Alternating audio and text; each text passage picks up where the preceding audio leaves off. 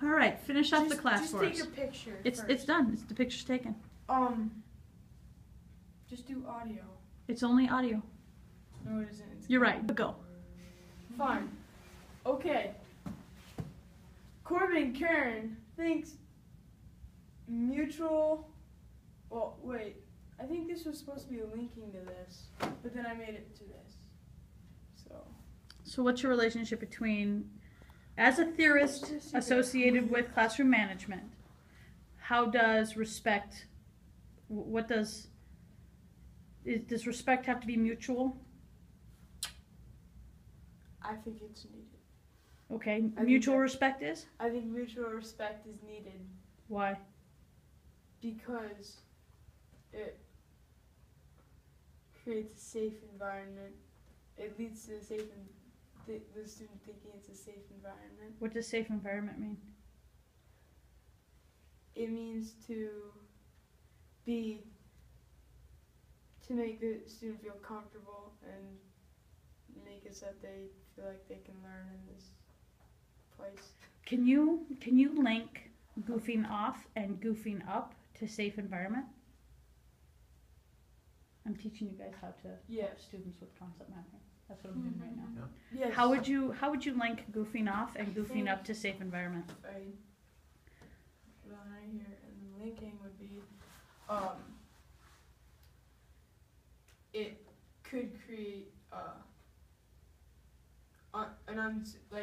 the feeling of an unsafe environment, because like goofing off might make another student feel Unsafe or out of place? out of place. Okay. Yes. So what about when you personally, how would you link goofing up to safe environment? When a student goofs up or messes up or makes a mistake, this teacher needs to, it shouldn't be discipline, it should be an understanding to make it so that there is a safe environment. So what does safe mean to you then? Where they feel like the teacher will understand if they need help, and if they want, like, the teacher will help them learn. Okay. So making a mistake isn't something that'll be disciplined? No. Making a mistake is part of the learning process? Yes. And it's okay to do that? Yes. But it's not okay to goof off? No. Okay. Because that might not show respect to the teacher or another student. How does fairness and respect, how are they related? Fairness, if the student, if the teacher gives the student what they need to succeed, it will create respect between the teacher and the student. Okay. And what about what is when you think about discipline, what do you mean up there? It says see why they acted that way. Talk to me about that.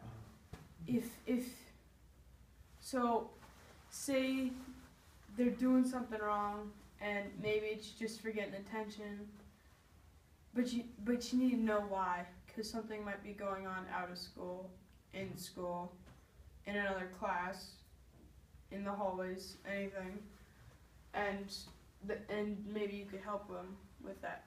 So what if they're acting sad? They're not disrupting the class. Maybe they're acting less engaged or withdrawn, or is it as important to find out? You have to try to bring it out of them, and maybe at the end of class pull them aside. Hey, why was something wrong today? Or would you do that in front of? What would happen if you were sad about something and the teacher asked you that in front of everybody? That wouldn't be good. Why not? Because it made me feel embarrassed. Okay, all right. Over here, empathy. What is this thing with empathy?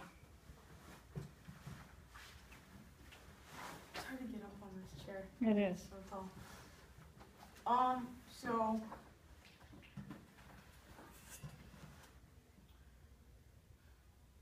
what's the definition of empathy again? I struggle between empathy and sympathy. Empathy is your ability to understand somebody else's situation. The teacher needs to show empathy in order to, this is going to be linking, which positive, I'm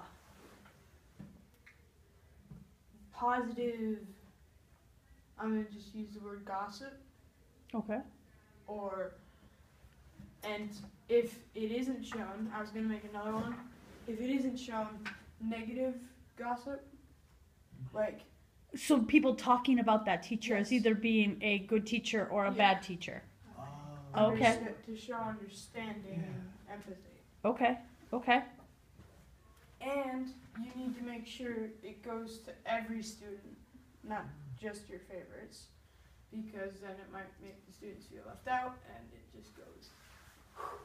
Okay, I only have one more thing, and I'm sorry I'm keeping you guys over. One more thing to talk about. And back over here you have climate and behavior. And you don't have a linking phrase or arrows there. Safe environment leaves over a long period of time creates a safe environment, climate, because that's over a period of time. What type of climate? What type of climate? A safe classroom, a classroom environment. Okay, what type of, like a safe environment creates to, what kind of overall feeling over a long period of time? positive. Okay, and give me an example of what that feels like when you walk into a class that has a positive climate. It's like, oh, I wonder what we're gonna do today, cause it's like, I enjoyed this class last time, so maybe we'll do something else that I enjoy. Okay, so now how does climate link to behavior? It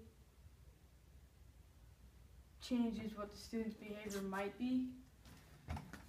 It makes it so that it can